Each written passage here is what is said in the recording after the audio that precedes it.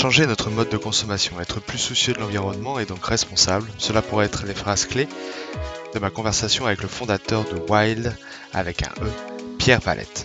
Mais ce n'est pas tout.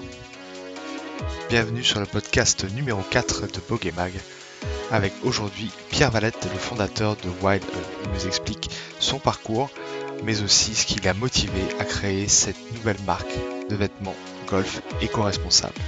Féru de golf, cet assistant sportif au golf de Grasse est tombé dans le golf très jeune. Alors je suis golfeur depuis très jeune. J'ai commencé à l'âge de 5 ans. J'ai découvert avec l'école. J'ai tout de suite tombé dedans. J'étais aux États-Unis pendant 5 ans. Je suis rentré l'année dernière en me demandant un petit peu ce que je voulais faire. Je me suis dit que je voulais bosser dans un golf. J'ai commencé aussi à chercher un projet en parallèle toujours lié au golf et en me disant aujourd'hui qu'est-ce que je peux changer dans le golf. J'ai fait le tour un peu de tout ce qui se faisait en vêtements aujourd'hui. Donc avec des gros leaders comme Nike, Adidas, Golfino aussi en haut de gamme.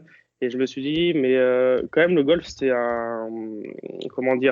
c'est un sport où tu es dans la nature, où tu respectes l'environnement quand même. Enfin, je le vois comme ça. Moi, c'est vraiment un cadeau de la nature. Voilà, t'es en plein air tout le temps. Et je me suis dit, c'est quand même dommage qu'il n'y ait pas de marque qui soit dans cette lignée-là, un peu éco-responsable.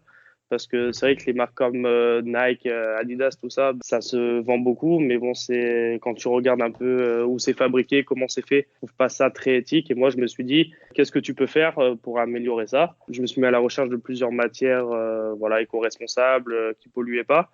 Et après plusieurs mois de recherche, en fait, je suis tombé sur une matière qui s'appelle le tencel lyocell. Donc, c'est un tissu qui est fabriqué avec des fibres d'eucalyptus, issues de culture éco-responsable en Autriche. Ce qu'il faut savoir sur l'eucalyptus, c'est un arbre qui est très peu gourmand en eau comparé au coton, par exemple. Il n'y a pas d'arrosage qui est fait sur ces forêts, c'est vraiment l'eau de pluie et ça suffit largement pour les faire grandir et pousser. C'est également un arbre qui se régénère très rapidement, qui pousse très rapidement. Aujourd'hui, pour cette collection, c'est la matière que j'ai choisie parce que pour moi, elle est vraiment, niveau impact environnemental, c'est vraiment très intéressant. Je l'ai combiné avec du coton certifié écologique, donc qui consomme beaucoup moins d'eau qu'un coton traditionnel, on va dire. Ok, je vous vois venir, vous allez me dire encore une marque de fringues de golf comme si on n'en avait pas assez. Et je vais laisser Pierre vous expliquer en quoi vraiment consiste Wild. Pourquoi Wild? Parce que voilà, moi je voulais retourner à cet esprit sauvage, à cet esprit nature. Pourquoi le E à la fin? Tout simplement pour faire un peu plus français, comme c'est une marque française, également signifiant un peu l'impact écologique que je souhaitais apporter à cette marque. Selon les personnes, c'est ça qui est rigolo, les gens voient des animaux différents. J'ai entendu des renards, des chats. À la base, c'était un loup, donc c'est la silhouette d'un loup avec des clubs en guise d'yeux. Parce que pour moi, c'est vraiment l'animal qui représente l'état sauvage et l'état de nature par excellence. Donc c'est pour ça qu'on a fait ce choix-là. Projet de développement pour Wild, donc c'est de lancer cette première collection en 2020 avec ces polos, uniquement en 3 coloris pour pas faire non plus de la surproduction et surtout un peu voir comment cette marque prend auprès du grand public. La particularité des polos, c'est que ce sont des cols Mao, plus des cols classiques. Je trouve que pour moi beaucoup plus élégant. Après, il y a les puristes qui aiment, je sais, les golfeurs, certains golfeurs aiment avoir des cols pour les retourner l'été. Pour nous, ça a été un parti pris de changer un peu également les codes classiques des polos de golf. Nous, vraiment, ce qu'on a envie de savoir, c'est quels vont être les vêtements disponibles et est-ce que vraiment la marque est éco-responsable de A à Z?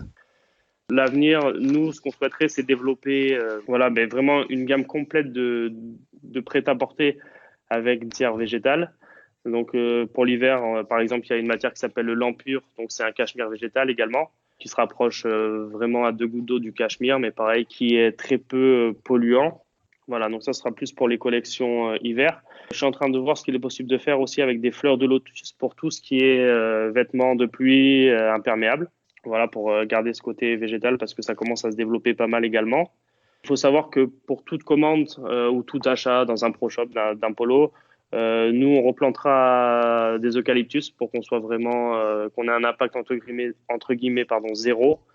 Il faut savoir que pour faire un polo, Wild c'est un eucalyptus, un arbre, donc il sera replanté dès l'achat du polo effectué. Première collection, donc il y aura des pièces femmes et des pièces hommes, mais qui seront dans les mêmes couleurs. Donc voilà, c'est des couleurs mixtes.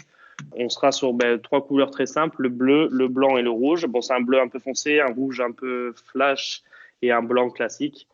Parce que c'est une marque française et c'est le parti que j'ai pris pour 3 couleurs. C'est vraiment une marque de lancement. J'aime pas dire première collection parce que ça voudrait dire devoir impérativement produire tous les ans, 2 fois par an, pour les collections. Donc j'espère que ce seront des polos qui resteront des classiques et qu'on renouvellera avec juste des nouveaux coloris, peut-être des nouveaux designs.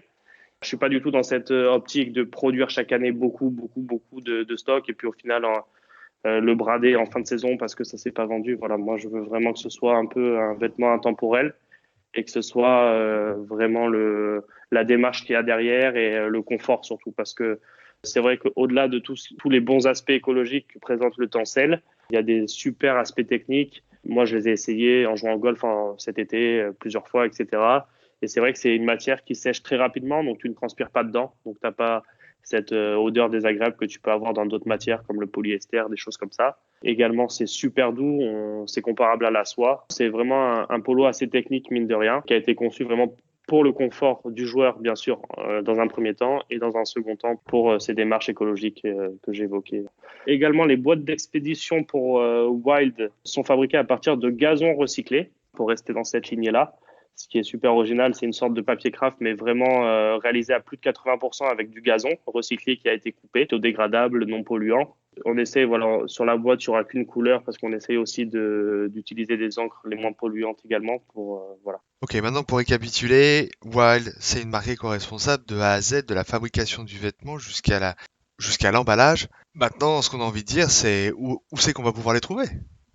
Avant. Moi, quand j'ai lancé cette marque, je voulais utiliser le canal Internet principalement. Mais après réflexion, je me dis quand même le vêtement est quelque chose. C'est une démarche qui est un peu différente parce que les gens aiment bien essayer, toucher. Et ça, sur Internet, c'est compliqué, tout simplement de le faire. Sauf pour des marques un peu comme Lacoste, voilà, on sait là, on sait pertinemment le toucher d'un polo Lacoste, on connaît sa taille, etc. On va le commander sur Internet parce que c'est vite fait, mais moi, dans un premier temps, je suis en train de démarcher des pro shops, des golfs éco-responsables en France. Tu en as une dizaine. Ce qu'ils entendent par éco-responsable, c'est qu'ils font des gros circuits fermés d'eau, donc ils économisent beaucoup d'eau.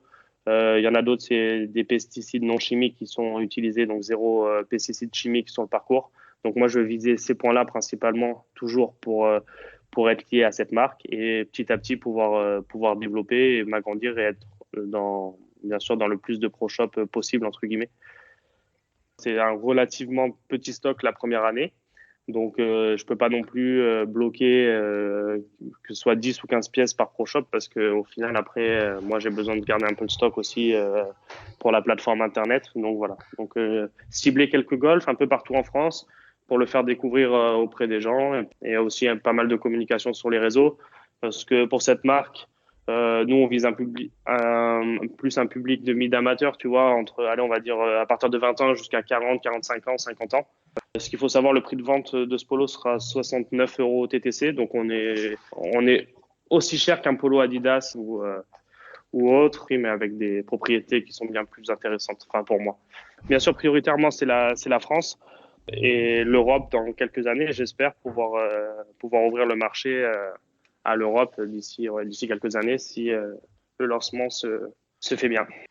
Moi, je suis très transparent avec cette marque. Mon objectif pour la première année, donc il y aura 900 pièces en stock, donc dans 3 coups total. Mon objectif est d'en vendre 300, donc un tiers pour tout simplement couvrir les frais d'entreprise et les frais de création qui ont été engagés jusqu'à maintenant. Si j'en vends plus, je serai ravi. Si j'en vends 300, je serai également ravi parce que l'objectif sera atteint et j'espère pouvoir l'atteindre. Et je vais tout mettre en œuvre pour. Et puis on verra. Le tout, je pense qu'il y a une certaine demande pour des produits comme ça qui sont éco-responsables, écologiques.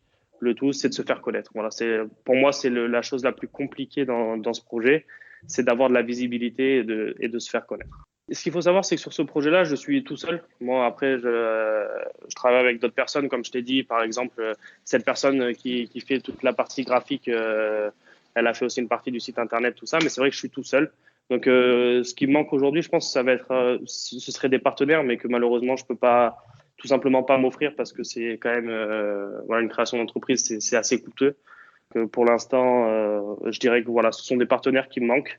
Au niveau financement, j'ai réussi à avoir quelques financements via des banques classiques qui me suivent dans ce projet. Ce que je fais pour cette année, je vais essayer de soutenir quelques jeunes qui sont prometteurs dans le golf. voilà, les sponsoriser, leur offrir des vêtements, etc.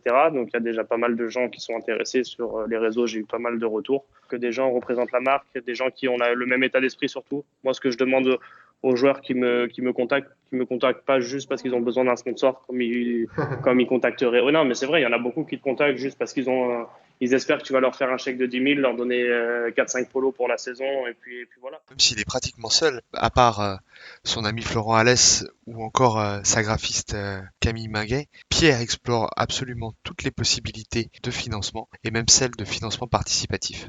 En amont du lancement, en fin d'année, après Noël, début janvier, je vais lancer vraiment une campagne sur une plateforme style Ok. Ulule ou Kickstarter. Voilà, pour présenter le projet, voir, voilà, récolter des fonds un petit peu pour m'aider également au lancement. Parce que moi, plus j'ai de moyens, plus je peux faire de choses, hein, bien entendu. Ça va être, ouais, il faut faire du packaging, et le packaging, ça coûte relativement cher. Il faut faire des hang tags, les petites étiquettes qui sont accrochées à tes vêtements dans les magasins, il faut y penser également. Enfin, c'est plein de petits détails. Et en plus, tu as la communication, voilà, qui aujourd'hui coûte relativement cher si tu veux être un minimum présent. Donc ouais, ça coûte extrêmement cher de vêtements. Enfin, de créer une marque de vêtements, non, mais de la faire connaître, ça coûte, je pense, très cher. Et c'est vrai que ça intrigue et que ça intéresse pas mal de personnes dès que j'en parle un petit peu en profondeur, parce que c'est vrai que quand tu vois juste sur les réseaux, comme tu dis, je pense que c'est perçu un peu comme une marque, voilà, une nouvelle marque de vêtements, alors que quand tu creuses un peu, c'est pas vraiment la démarche. Avant de clôturer cet épisode, je tenais à remercier Pierre qui, durant cette interview, s'est vraiment montré très ouvert à la fois sur sa démarche, à la fois sur ses objectifs. En attendant, n'hésitez pas à aller voir la page Facebook de WildGov ou d'aller sur le site wildgov.com. Je mettrai en description les liens et on se dit à la prochaine. Ciao!